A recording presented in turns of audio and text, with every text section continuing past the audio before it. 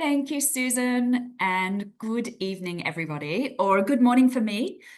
I come to you from Hong Kong, as Susan said. I am in your future. It is 7 a.m. here for me, so I'm 12 hours ahead from most of you, I think. And your future looks great. It's a lovely day outside here in Hong Kong. A little bit more about my practice before we start, and I jump into talking about osteoarthritis today. Where I'm based in Hong Kong, my practice is physiotherapy, and as a veterinarian, I don't have any sharp objects in my practice. No, well, actually, that's not true. I do the odd injection of disease-modifying osteoarthritic agents. I do not have any sharp objects, no scalpels, no sedation. So my practice is quite unique. And what I really want to show you today is how in general practice, you can utilize a lot of these non-invasive pain fixes to help your pets. So two sections that we're going to cover today. The first part, I'm going to take you through these non-invasive pain modalities. And then the second part, I'm going to go through some cases that I've explored in the last little while in Hong Kong, just to explain how I bring this into practice. Now, I'm not an academic. So what I'm trying to do is show you how I explain things to clients, because getting clients on board, understanding what their needs are for their pets and how we frame that for them is very important. So that's really my goal of today, and I hope that information helps you. So first of all, some stuff we already know, seniors and osteoarthritis. So age is not a disease, but older pets are definitely more prone to mobility problems. And what we see, according to the American Animal Health Association, 1 in 5 dogs at the age of 1 year suffer from osteoarthritis. So it's a young dog disease, but by the time they're 8 years of age, it's 80% of those dogs will have osteoarthritis. And this is also similar for cats, really very high percentage in cats as well. And different, however, to what we see in humans. In humans, it's 1 in 5 humans, and most of those are over the age of 55 before they start to be diagnosed with osteoarthritis. Another thing that you probably also already know, just to give us some background, but a reminder about the pain pathway. Now, the pain pathway is really important so that we can help ourselves understand how things work, as well as our clients, and why we practice a multimodal approach when talking about pain. Transduction is the first part of the pain pathway where the nociceptors convert that sensation into an electrical signal. This is transmitted to the spinal cord. The spinal cord will modulate the signal, and it attempts to dampen that pain signal before it goes to the brain, where it's recognized as pain and the perception of pain. Now, there's various different types of pain, of course. There's nociceptive pain, so that's useful because it tells the body that there's infection or some damage occurring. There's inflammatory pain, so a chemical response. There's neuropathic pain to do with nerves. And the one that we are most concerned about when we're talking about osteoarthritis and chronic disease is maladaptive pain. So this is, of course, pain that has no benefit to the patient. It's not well controlled, and it really affects their quality of life. So that's where we're wanting to focus. When we're talking about analgesics, we have an understanding of where these different drugs will work in the pain pathway. So what I'm hoping to do today is show you how the different modalities that I'm going to go through also affect this pain pathway, to give you a little more understanding of why we will incorporate various different modalities together. So moving on to talk about pain fixes for senior pets. I'm using Charlie. I'm going to use a Labrador, because I think we all love Labradors. So I use a Labrador to draw you in, first of all. So Charlie is a 9-year-old Labrador. He presented to me because his owners noticed that he was walking very slowly, clearly not as slowly as our slow motion camera here detects, but walking slowly nonetheless, dragging his left back foot. And obviously I can see he's very stiff on his hind limb gait there. We always take videos of pets walking. I find it really helpful to show the client what I can see, especially if we can slow that down and let them understand a little bit more about what's going on. Helping clients to see the pain definitely buys their compliance in what we want to do to help manage the pet. So I'm going to use Charlie and some other cases today to show you how we take him through to being a happy, healthy doggy that's really feeling very comfortable despite his older age. So we'll come back to Charlie shortly. So how do we gain our client compliance? And this is really important for us in general practice. There's many different modalities. We need to have a bit of an understanding about what is best or when to use it. We do know that individuals react very differently to different pain medications, and sometimes there's that trial and error, as there is in these modalities as well. We know that chronic pain is fluctuating, but we often need to get the owners, again, understanding that.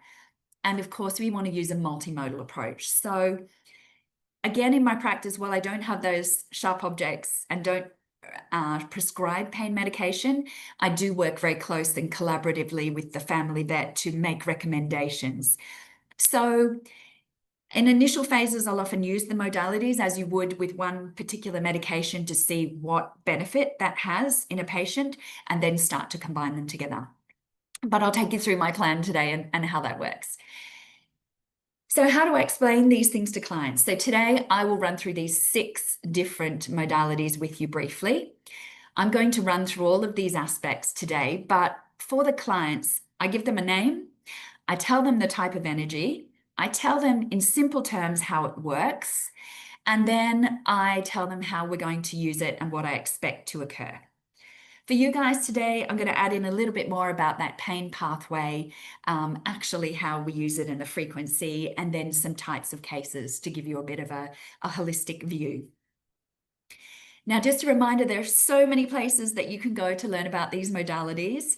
My give to you is how I incorporate that into practice. So hoping to find a way to take all that technical information and put it in a way that I think the clients understand and, as I said, get them on board with what we're wanting to do.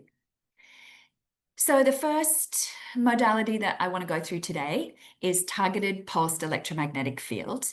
And I will be referencing, when we're talking, the Assisi loop from Zoomedica, because this is really the gold standard in pulsed electromagnetic field. So type of energy, pulsed electromagnetic field, nothing to do with magnets.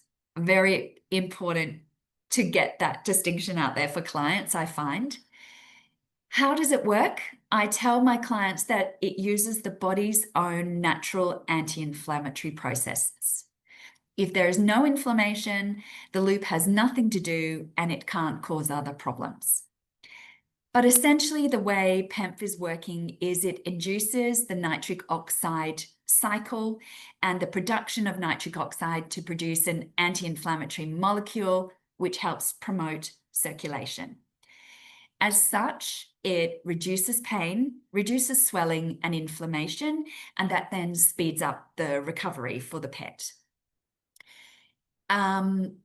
This is an image, I guess, here of the loop or the coil, as it's sometimes known, with batteries that then send a signal around the wire, and this induces a field according to Faraday's law.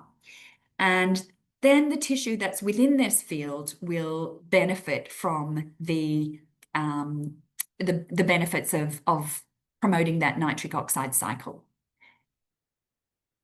Just change over. So this is, here is an example of us popping it on this particular patient. So this field is going to work on this whole area, a little bit wider and quite long. So we're treating here on Antaco, his shoulder and the front limb.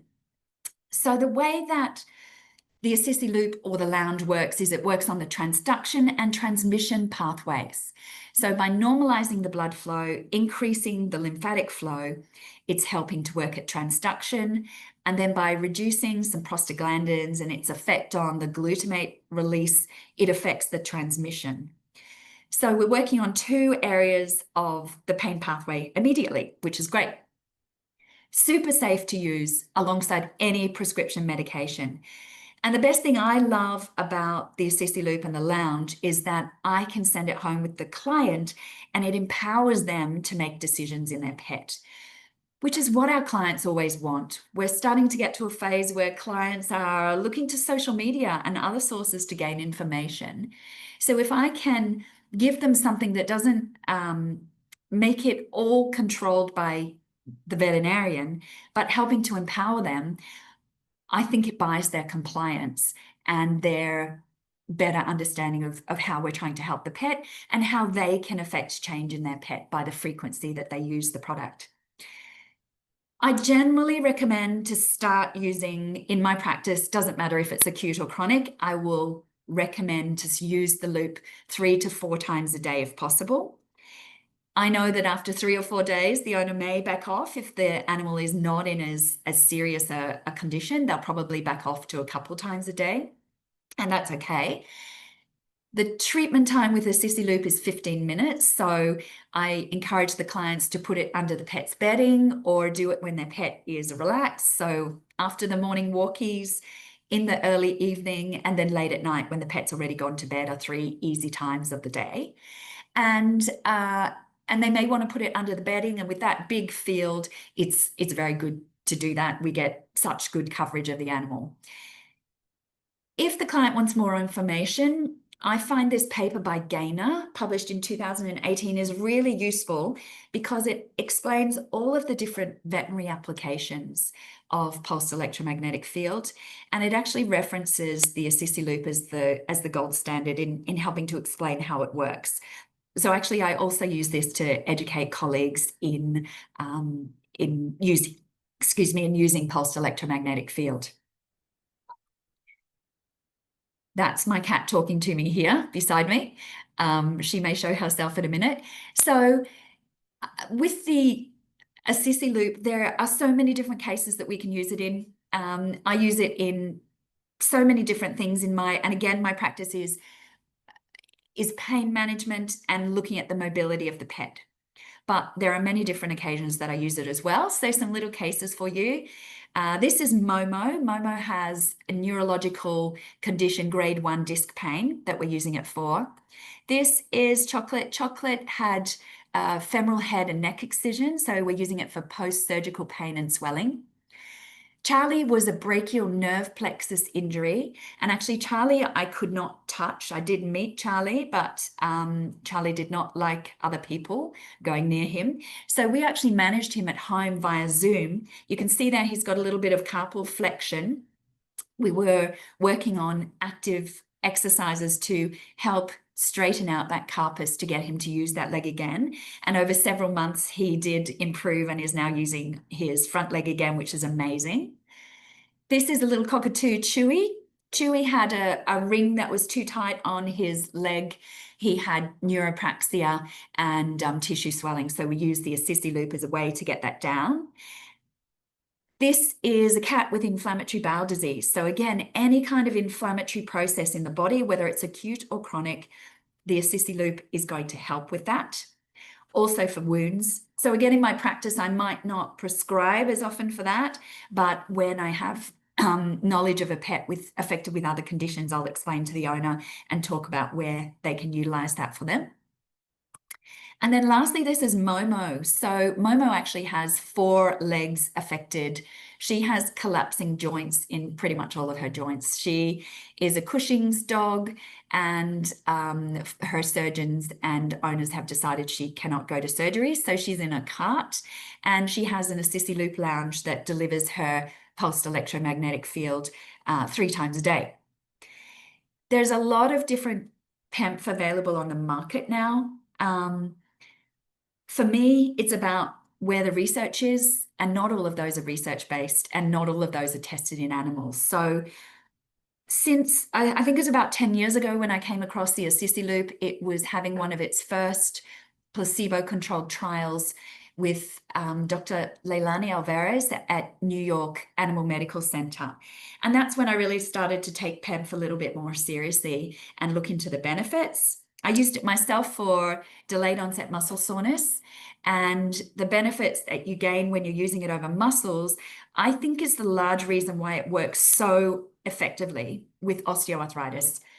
Osteoarthritis is not just about the joint and the cartilage, it's about that joint capsule, the ligaments and tendons crossing over, and then of course the muscles. So this becomes part of my protocol for any acute or chronic joint disease.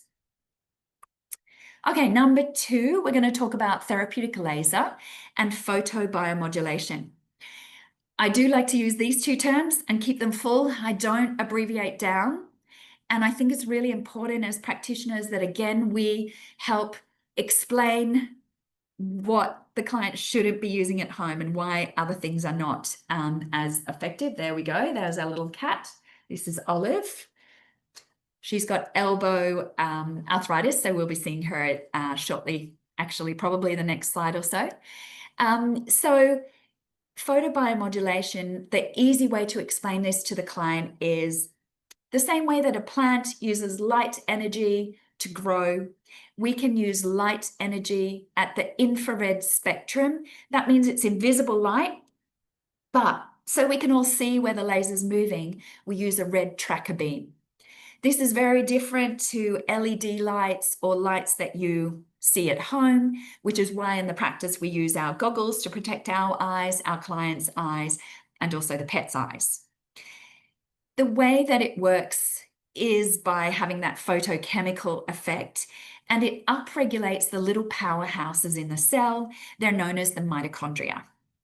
So the way it's actually working for us is it's absorbed by the cytochrome C, and then that helps to encourage the mitochondria to do a better job, produce more ATP energy, and that affects the healing process. So therapeutic laser will improve the blood supply, reduce inflammation, reduce tissue swelling, and that will improve the repair. As you'll notice, I've now just explained how therapeutic laser, or what it does. Therapeutic laser works by reducing swelling, inflammation, and pain, is the same as I've talked about with the Assisi loop. So that's how I then join these 2 together to help my client understand that I'm going to use 2 things that do the same thing, but in very different energy ways to affect the change on the tissue cells and help reduce pain. Therapeutic laser works on transduction and transmission by increasing endogenous opioids, reducing the inflammatory mediators, and working on nerve conduction velocity. The frequency of use in my practice, I guess I'm more analogous to what you would see in New York. So it's very small practices, time that the clients have to come and visit us, my ability to visit clients. So we tend to do work on a weekly schedule. And so generally that means I'm seeing my patients each week. I explain to my clients that when we're starting to work with muscle, which is the start of managing any acute or chronic joint disease in my mind, working with muscle, we'll generally start to see an improvement in 1 or 2 sessions, and we'll feel it as well. Osteoarthritis, in terms of a more chronic joint, might take 3 to 4 sessions. If I utilize the Assisi loop alongside laser and have the owners doing something at home to work with their pet, we get a much faster response. So by a couple of weeks into the program, the clients are seeing the response with their pets are more active, and that helps gain compliance long-term of both of these modalities together. I will only utilize class 4 therapeutic lasers because that's a more than a 1 watt machine, and it allows me to deliver in a timely manner and get enough joules to be effective. So this is me treating Olive. I just mentioned I'm using a point-to-point laser for Olive here, as I want to be very precise about how I can get into her elbow joint. So I'll do 4 points to her elbow on the lateral aspects and the medial aspects, and then I'll do some of her muscles that are affected as well. And I also am very lucky to have a companion laser. Companion laser allows me to treat a larger area. So this might be my laser that I would choose for dogs with back issues where I'm trying to do a larger area of muscle, or a large dog, a stifle, things like that. And there's a great paper that was written by Miller, who looked at comparison actually between a class 3 laser and a class 4, but really looked at using in degenerative myelopathy cases a much higher level of energy at 14 to 21 joules per centimeter squared, and saw a benefit in the longevity for those cases of degenerative myelopathy. So this is definitely my go-to for degenerative myelopathy cases, or where I'm wanting to dose those pets a little bit higher. And point to point is what I use for my accuracy, since I have the luxury of both.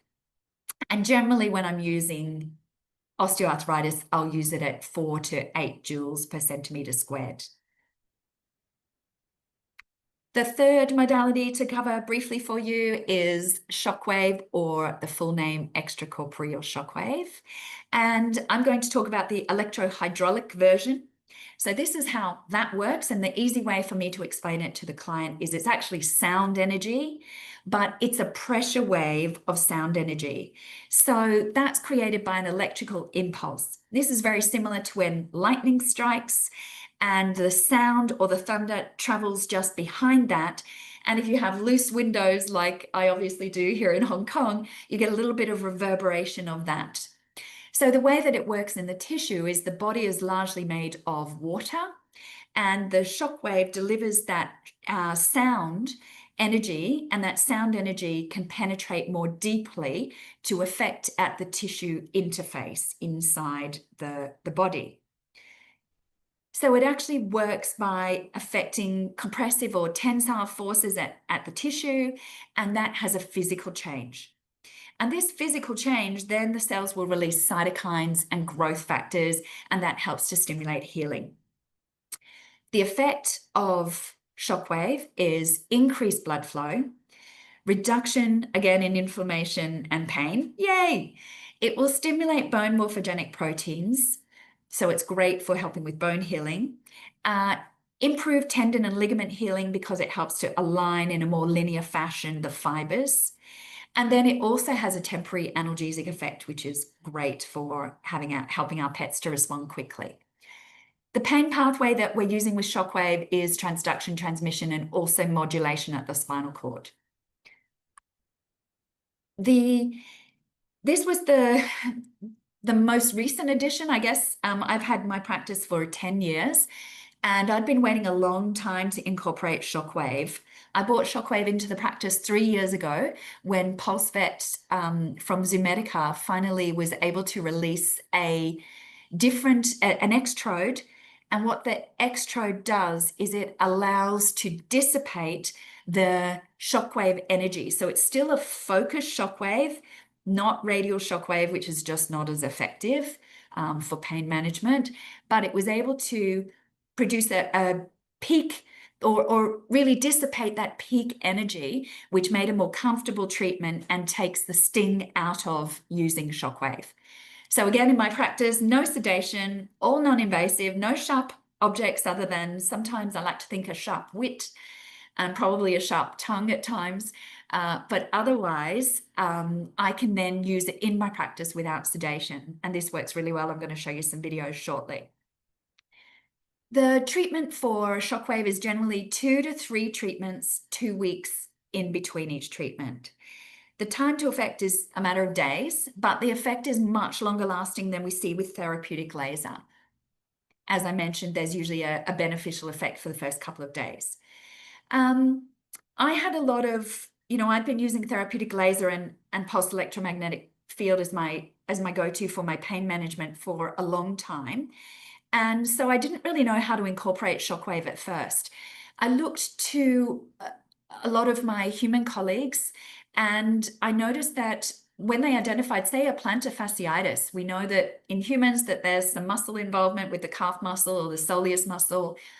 I noticed that they would always go to treat the muscle first, make it more comfortable with laser or other manual therapies, and then incorporate the shockwave to get the tendon fibers healing and things improving. So that's exactly how I incorporate it into my practice. So what I will do is utilize my 2 modalities first of all, and then bring in shockwave a couple of weeks later, depending on what's been going on with that pet, but that's generally how I incorporate it. And I love it because it now takes pain control to the next level for the patients. And then that again improves my client compliance, and they continue to see me year on year instead of going to other practices. Cases that we can use this in: tendons, ligaments, muscles. There's lots of studies in TPLO procedures, post TPLO, looking at the ligament, the patellar ligament, and helping to reduce the thickness there. It's fantastic for shoulder tendinopathies or shoulder lameness that's not responding conservatively. Bone healing, especially, obviously the fracture needs to be secured. It's not a very veterinary word, but I think you know what I mean. Fracture needs to be repaired and stable, but there's a lot of literature about TPLOs. And then for me in my practice, it's also largely used in multimodal therapy for osteoarthritis of hips, shoulders, stifles, elbows, intervertebral joints. There's no limitations with young animals, but we do not use it near injuries or acute wounds. And of course, we avoid malignancy as we do with therapeutic laser as well. There is a ton of papers on shockwave. I would encourage you to contact Zoomedeca and ask them for information because they have all that readily available. I love the summary by Kristen Kirkby-Shaw. I think she summarizes all of the review very well of ways that we can use shockwave. There's always new studies coming out. Leilani Alvarez published recently about fibrotic myopathy. So there's always new ways that we can utilize shockwave in practice. Next, briefly to cover transcutaneous electrical nerve stimulation, or TENS. This is super easy, super cheap. There's a lot of information out there about it. The energy is electrical nerve stimulation, and it works on the gate theory and endogenous opioids. So the effect is reduced swelling and reduced pain are the main reasons that we use it. This is a little dog, Tico.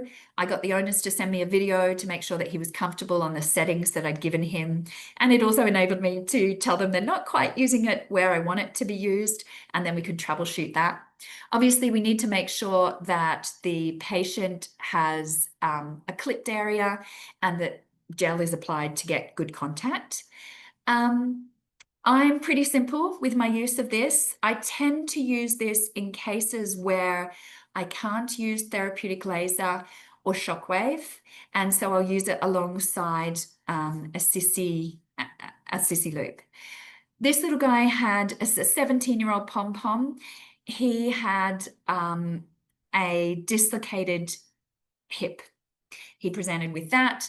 So we actually used surround and drown, which is when I use the pads to cross over and interferentially affect the area. And I was able to get the owners to use that at home for 20 minutes several times a day, also using the Assisi loop. Borbor actually passed away only about 2 weeks ago, and that was 2 years ago that we started him on this protocol, and the owners were diligent throughout that period, so it was able to support him when the owner was unwilling or unable to do surgery in a 17-year-old dog. I'll also use it segmentally, and then I've put here for you the settings that we'll often use on modulation for TENS. We'll also use NEMS in practice for a different reason, neuromuscular stimulation, but that's outside the scope of this pain management discussion. Therapeutic ultrasound. Actually, I only really added this quite recently as well. Because I had therapeutic laser, that was my go-to, and I just got such great protocol using the therapeutic laser alongside the Assisi loop. But I think similarly, this is sometimes cheaper than a laser to bring into your practice. So this could be really good to utilize alongside your pulsed electromagnetic field for home use. I now like to use this when I've got an animal that's clipped. So after surgery would be my prime time for using this. The type of energy with ultrasound is sound energy, but it's a consistent wave. And that consistent wave affects the tissues with heat and vibration. So the heat effects are improving that collagen extensibility, improving vasodilation, so we're warming the tissue, which reduces pain and reduces the nerve conduction. And then some mechanical effects which work on reducing edema and affecting the two areas of the pain pathway at transduction and transmission.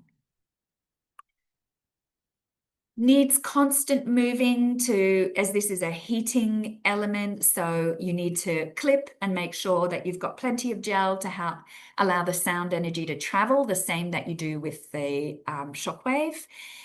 Great for using in various different conditions that have soft tissue, tendons involved, muscles. Really good for contracted joint capsule when you're trying to increase that range of motion. So depending what the end feel might be in an osteoarthritic joint, you might be able to use that to help stretch the joint capsule. And I use it a lot in post-femoral head and neck excisions to work on that joint capsule after it's healed. There are my parameters that I often use. I often use it warmed, heated, so that I'm getting the heat extensibility effects of the tissue. And the last one to introduce you today is movement medicine. No discussion on osteoarthritis is possible without involving weight management. If we can help our pet reduce weight, we can help them improve markedly. Obviously, there's so many studies out there that support that. I know you'll be aware of many of them. But what I guess is not so commonly known is that this is the only one of the modalities that is going to affect the pet's perception of pain. So into the brain about how that animal feels. And we know this from human work. We know about managing depression as well as managing health, but in joints, movement is medicine. So if we can find ways to incorporate that, we jolly well should. It's great because it uses the pet's own energy, so nothing else we need to add there. And then it works on modifying the release of the good hormones. So serotonin, dopamine, works on the endocannabinoid system and then the endogenous opioids as well. So working on several parts of the pain pathway, but that perception aspect is really, really important.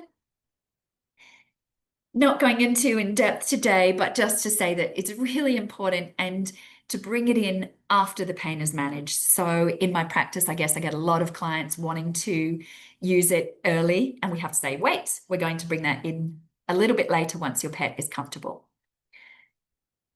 So in summary, this is similar to what I showed you with the analgesics, and this is only partway summary, but the first part, how we incorporate those and where they affect this pain pathway. And that's why we want to be multimodal. Okay, so in this next section here, I want to take you through some cases that I've selected. So we'll see how many we get through. And my approach, I want to do my approach and my goals. I hope that my goals generally mirror the owner's goals, or that I can convert the owner across. And really that's about quality of life and getting the pet back able to do what they need to be able to do. So my first aspect is to make them feel better by managing that acute pain, and then to make the pain relief last. So here's that case again I mentioned to you about Charlie with multi-joint osteoarthritis. His owner reports that he's walking slowly, dragging his left back foot. We know from some x-rays that he has stifle remodeling and osteoarthritis, and he has severe spondylosis at his T-spine. But on initial assessment and observation, we can see that he's got a swollen tarsi, swollen left tarsi. He is dragging his left foot, but when he goes into sit, he's actually not putting weight on his right side. So his right knee is possibly more affected for him. So we came up with a little bit of a mobility problem list for him. We said there was less flexion at the tarsal joint on the left with some swelling. We assumed that to be severe osteoarthritis. A lot of times in Hong Kong, we are limited by the owner's willingness to sedate or anesthetize for radiographs. So we'll do a lot of work initially seeing how we can improve that patient. And if things are not improving, then we'll jump into those radiographs and things, which is perhaps a little bit different way to how you work in the US, but that's how we'll start things off, get the owner on board with what they want, and then push for the further imaging as needed. First goal with Charlie, make them feel better. So with Charlie, we used laser to the stifles and tarsi, and some of the digits are often painful, so we did use them there. We got them to use the CC loop or pulsed electromagnetic field at home 3 times a day between the knees. More bang for their buck to do both knees together and also at the tarsi. I also use a lot of heat packs or cold packs at different times for the pets. We reduced his exercise because he was dragging his toes. And then the other thing that's always worthwhile, you guys are so well positioned in the US, you have all the resources like Dr. Busby's toe grips, Help 'em Up harness, and walking pets from Paul Prosper. And this just means your world is so much easier. I have to work really hard to import all that stuff over from the US to help my pet patients here. So using those is really beneficial, and you'll see that through some of these videos. For this little guy, I did ask for the owners to hold off on Librela. He had one injection. They hadn't seen much difference. He was also on non-steroidals. They asked if they could stop those because they were concerned. So I said, let's give it a few weeks and see how we go. So we started him on his journey, and actually we did not go back to using Librela at all. We have a lot of discussions about that in Hong Kong, as you do. I'm very aware in the US, and we're all watching the markets in Australia and the UK. In my practice, it's very much advocated as a end-stage osteoarthritic drug, and I'm very careful to rule out any neurological conditions before I'll recommend that. And I do try and defer it till we've excluded everything else, of which I think we have quite a lot of things with those modalities and other drugs that are currently available that we know a bit more about. So that's my sort of standing on where I am with that. So this is a little video of Charlie here. So social media gold. Always take pictures. The owners love the goggles. And this is us using a scanning class 4 therapeutic laser to treat the stifle joint. So we're trying to think of it as a paintbrush to move around that area there. The companion system is very easy. I actually just put in the weight, the body condition, skin color, coat color and length, and then what area I'm treating, arthritis of the stifle, for example. I do also incorporate MLS, and so for some parts on this pet, I may have done that to access things a little bit quicker. For Charlie, we also modified his exercise, and we started to introduce. So I just want to show you some basic exercises that we don't have to go crazy with these senior pets. So teaching them to step over poles. You can see there that Charlie missed that pole. He wasn't able to do sit to stands. So we helped him with doing elevated sit to stands using a Help 'em Up harness. And we're just giving him a little bit of lift and starting to strengthen this part of him first. And after 4 weeks and 4 treatments with therapeutic laser, he was doing a lot better. The owner reported that he was walking faster, no longer dragging his toenails. We could palpate the muscles were more comfortable, including alongside his back. And actually, in this case, we generally do measure. We're lucky we have the time to measure with goniometry. So we could actually measure and see how much of an improvement we're making in the particular joints that we're managing in this way, which is great. Then, after 4 weeks, we really want to make that pain relief last. So we converted to using shockwave, and I wanted to target the main joints that were affected. We reduced the pulsed electromagnetic field at home, and we continued with our therapeutic exercise. So Charlie again performs the task of social media gold here. These little headphones we get from like our Chinese Amazon called Taobao. So super cheap headphones that I reuse, and the clients love them, the animals love them. They're not affected by the noise, but I'm affected by the noise with my age, so I use headphones. I put them on my doggies as well. And I think you probably can't hear the sound very well at the moment, but when I'm treating his stifle here, you can see that he's pretty chilled. He doesn't care. We give him treats. This is great, no sedation. So the PulseVet machine has really made it achievable in general practice in a quick consultation. The time it takes for me to deliver 1,000 pulses, which what I did to his stifle, each stifle, is about 3 minutes. So the rate that it's firing is 360 pulses a minute. You can increase it or decrease it. I find that that's pretty comfortable for pets. And then we do 2 sessions, 2 weeks apart. So after that, we could get on to doing some more exercises. And you can see here now, Charlie is walking over these. I don't need him to be amazing. I just need him to pick up his feet better. And you can see here, he does much better than his carer at walking over the poles. So Charlie's doing super well. And then this is him by 10 weeks. He can run out and he can sit on the ground by himself and get back up. He's also lost some weight, so we did all of those things to help Charlie.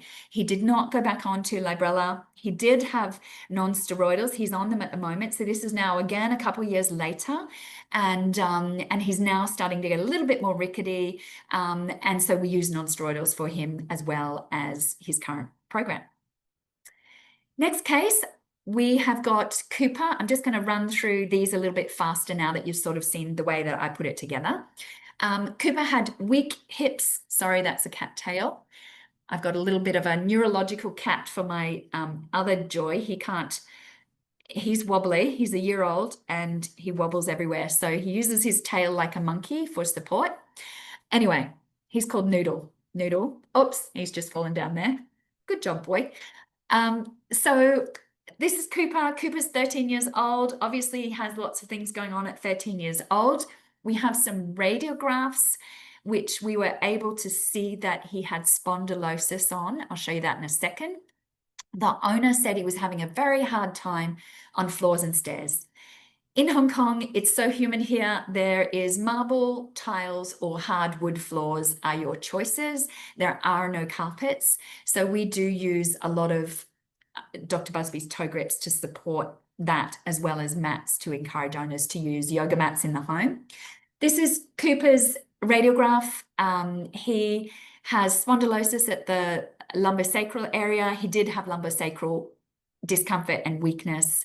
He's also deaf and brain aging. It's just worthwhile to think about whatever else is going on, because that will affect your exercises and things that you can do. Very similar program, make them feel better, get a laser on board and our sissy loop and get them using those things at home. The owner was able to update us that after 3 weeks, he was able to walk better. He was jumping on the bed again, but he was still very stiff and slow. So we changed over to using shockwave, and this is him having his shockwave treatment to the lumbosacral area and the sacroiliac as well. And we continued with laser to the other areas that we needed to. And our 13-year-old boy is still stiff, but he's feeling much more comfortable and he's much happier to walk and move. The owner said he was doing really well, no extra soreness, and he was starting to jump around. Now, we did actually lose Cooper this week. We lost him on Monday, which was very sad. And it made me realize, as I was looking at this again last night, about how special it is to be involved for the last, we were involved for a couple of years in Cooper, with Cooper's long-term management, and to give them those golden years back, I think is really special. It's why I do this job. So I'm pretty proud of being able to support Cooper for that time. This little friend, we've got a few minutes left. So this little friend is Vanilla. Vanilla is presented with, she'd had a cruciate ligament and medial patella repair 6 weeks earlier. Then she lost ability to walk and was crossing her back legs. This is her video. She came to us having already had an MRI, and the neurologist had said surgery was not an option. Her owner was a human nurse, and so our first goal, get that neurological function improving, make them feel better. This is a little pot mitt that the owner is using there for Vanilla, 2 kilograms of aggression. And that's her little teeth mark she's made in the pot mitt. I saw her the other day. She's got a new pot mitt because the last one got chewed up. That's what the owner uses to work with her. We could not touch her, so a little video of us using the Super Pulse from MLS, which is an off-contact laser, so we don't need to irritate her. We gave her an assisi loop, a 10-centimeter little assisi loop, half the dog at the front, half the dog at the back, and some very basic exercises that the owner could do. And 10 days later, the owner had called in a few days later. She said, the assisi loop is amazing. And by 10 days, she was walking a whole lot better. So again, those are the modalities that we incorporated for her. She was obviously on some other pain medication as well. But at that point, we could then start on her hind legs and getting her moving. And again, we're a couple of years later, and she's doing awesome. Briefly, a femoral head and neck excision. I know this is not an old dog, but it's very common. And this is a great place where I will often use ultrasound. So I just wanted to touch base on that for you. So this doggy Cookie had a traumatic luxation and then proceeded to a femoral head and neck excision. Commonly, these pets have a limited hip extension, muscle atrophy, that often might have a shorter leg depending on the muscle that they have available, where the greater trochanter rises a little bit higher, so that tarsi and stifle have to accommodate. So they're often partial weight there. This is her walking zigzags up the hill for me. And when I use ultrasound, I like to penetrate deep into the joint capsule, making sure that that joint capsule is healed, there's no swelling, and actually try and treat the quadriceps. The pectineus muscle is often overfiring in these conditions, and that joint capsule, and actually do some stretching after you've started to use the ultrasound and get some warming in that area. Do the stretch while you're using the ultrasound can be a really good technique for you to do. I'm not going to show you that video. A little case, just a multi-OA. We'd been managing Happy for some time. She's obviously very old. She hadn't seen us for a little while and she just looked terrific. I didn't know which leg was her worst. When I saw this little video, her back leg's not doing. She has arthritis in her stifles, her tarsi, her shoulders. She's got Horner's syndrome and a head tilt and lots of things going on for her. We elected to use Shockwave at that point. I actually called Zomedica and said, how many joints can I treat at once? They said all of them. And I panicked because I'd only just had my machine for a little while. So I chose to do her right leg first, her right stifle and right tarsi, and then alternate with the left leg. So these videos, she's just pretty chilled, sitting there, happy with her treatment as a small dog. So it's not painful. And then the right side we treated first. So this is her walking out that day, which I think is a lot better than her initial video. So did the owner. And then this is the left side after we treated her a week later. And then and then again, we treated the other side, the right side, and then the left side. So they were 2 weeks apart and she did great. Then just to bring it all back around for you, finally, a little bit about exercise. Milton is our doggy that does work for pieces of cucumber. So we love Labradors for that. This is his sister Mason. Mason works for a spinach leaf, so it doesn't take much. These are Milton's x-rays taken a couple of years ago. He is 9 years old, or he was 9 years old, so a little bit older now. He'd had this issue for a long time with his severe hips. We had seen him pretty much every month almost. I do manage him with laser. Over time, they buy from us the supplements, the monthly injection that he gets with Cartrophin, exercise equipment. They've been through a couple of loop lounges now because they use one for each dog. And I just want to show you how he can do amazing things, even with those horrible hips, just by working on it consistently. He's also taught me that over time, if you have a break, so when Mason had her bilateral TPLO rather, her knees, when she had those done, then Milton had a break from his exercise and he did really poorly. So once we got him back in, he's really able to do things very well. He does sits and stands on his fit bone, slightly elevated, a lot of poles. So some very simple equipment that we can get to do things with. I think this is my last slide. It is, so we are almost done. Just to bring it all back together, make them feel better. You can combine modalities. You can add in your pain relief. You just need to try different things and gain your own knowledge about how they work and how patients respond. But for me, the big three are the Shockwave, the therapeutic laser, and the Assisi Loop, empowering the owner, getting them back and getting that compliance, helping them to understand what's happening. This is Milton as Batman. This is Mason, his sister with the TPLOs, as Superwoman. This is their other happy, friendly dog, Morgan. I'm not sure, maybe I should cover that over for Milton there. Milton has his lipstick out, a little bit like modalities. Once you see the lipstick, it can't be unseen. I hope that I've helped you now to see some information and how you might be able to use these modalities quickly and easily, adopt them into your general practice.